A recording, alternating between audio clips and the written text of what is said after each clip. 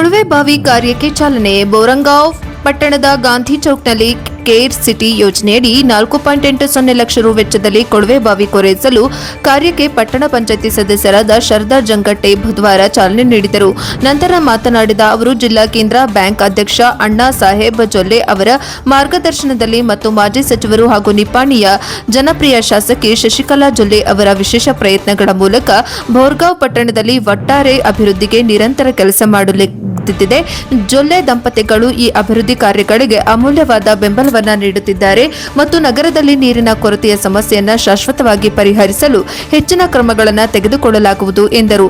ಈ ಸಂದರ್ಭದಲ್ಲಿ ರಾಜಶೇಖರ ಹಿರೇಮಠ, ಬಿಕೆ ಮಹಾಜನ, ಮಹದೇವ ನೇಜೆ, ರಾಜು ಲಟಲಟೆ, ಮಹಾವೀರ ಪಾಟೀಲ್, ಬಾಹುಬಲಿ ಪಾಟೀಲ್, ಅಜಿತ್ ತೆರದಾಳೆ ಈ ಸಂದರ್ಭದಲ್ಲಿ ರಾಜಶೇಖರ ಹಿರೇಮಠ, ಬಿಕೆ ಮಹಾಜನ, ಮಹದೇವ ನೇಜೆ, ರಾಜು ಲಟಲಟೆ, ಮಹಾವೀರ ಪಾಟೀಲ್, ಬಾಹುಬಲಿ ಪಾಟೀಲ್, ಅಜಿತ್ ತೆರದಾಳೆ, ಶ್ರೀಪಾಲ ಗೋಸಾವಿ, ಸರ್ಜೆ ರಾವ್ ಧನವಾಡೆ, ಬಂಡು ಮಾಳಿ, ಸಂಜಯ ಕುಂಬಾರ, ಅಯೂಬ್ ಮಕಂದರ್, ಬಬಾನ ರೆಂದಾಳೆ, ವಸಂತ ಗಜರೆ, ಬಾಳು ಉರಣಕರ ಉಪಸ್ಥಿತರಿದ್ದರು.